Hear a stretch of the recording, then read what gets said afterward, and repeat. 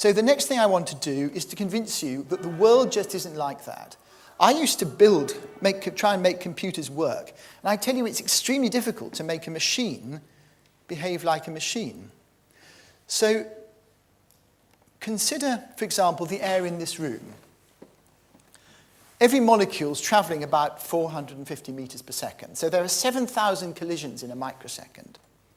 Now, even if the laws of physics were so simple that these molecules were idealized billiard balls, and they aren't, there's all this quantum mechanical stuff, which means you can never be quite sure how a collision is going to occur in the first place.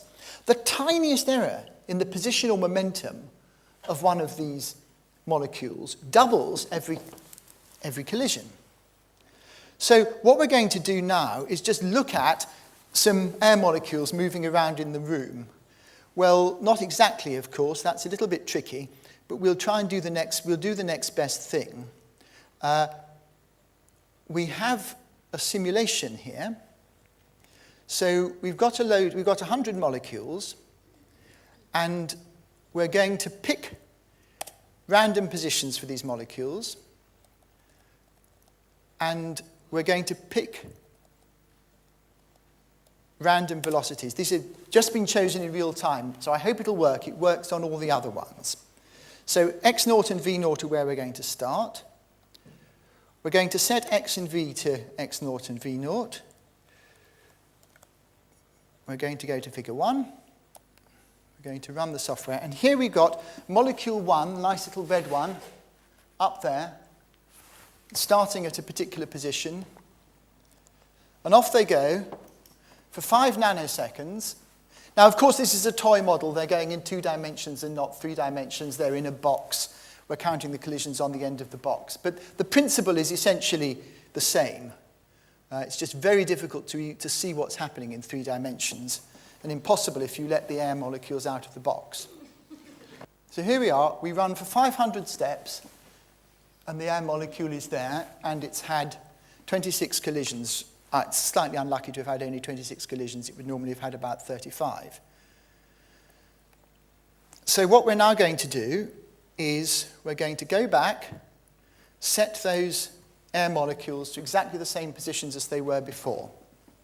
We're going to go to figure 2 so that we keep figure 1. We're going to introduce a very tiny change. We're going to take the first molecule, molecule 1, we're going to change one component of its velocity by 1,000 millionth, or something like that. 1 part in 10 to the minus 15. So now we bring up figure 2, and there's molecule 1 in exactly the same position. And off it goes, having these collisions. Exactly the same positions and starting positions and velocities for every single molecule, except a tiny change in one of them. The fact is that this tiny error, by the time it's bounced across, that molecule and every single other one is in a different place. Now, not a lot hangs on the position of an individual air molecule. It doesn't really matter very much because what we see is the statistical effect of all the air molecules together. So the behavior of air is nice and predictable. But what it boils down to is that when you look at the statistical mechanics, you're seeing something that the details of the statistical mechanics are not predictable. Now, calcium ions are a different matter. When you're inside your brain, as you all know, you've got these neurons, you've got nerve impulses, if you like, which travel down and then they're transmitted across a synaptic junction to another nerve. So what happens in detail is that you've got these neurotransmitters which are in synaptic vesicles.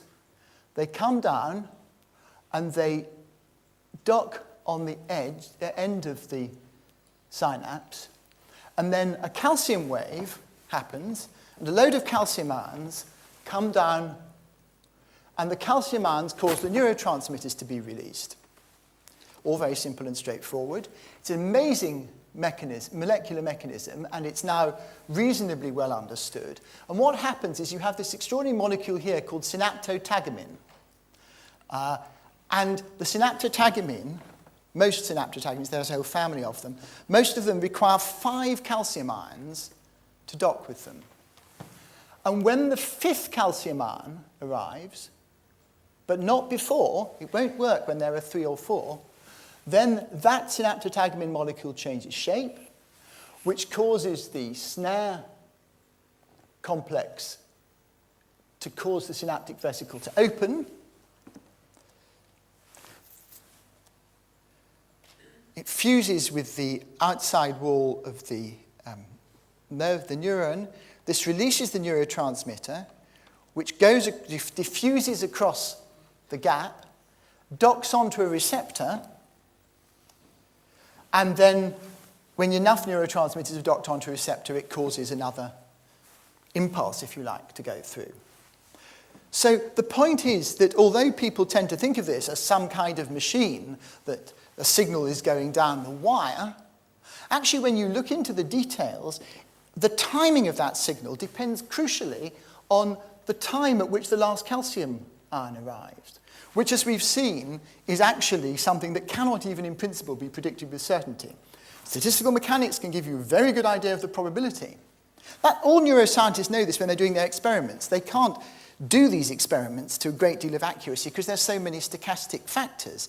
But there's a sort of ideological belief that these stochastic factors could be eliminated if only we knew everything there was to know about the positions of the molecules. And that just isn't so.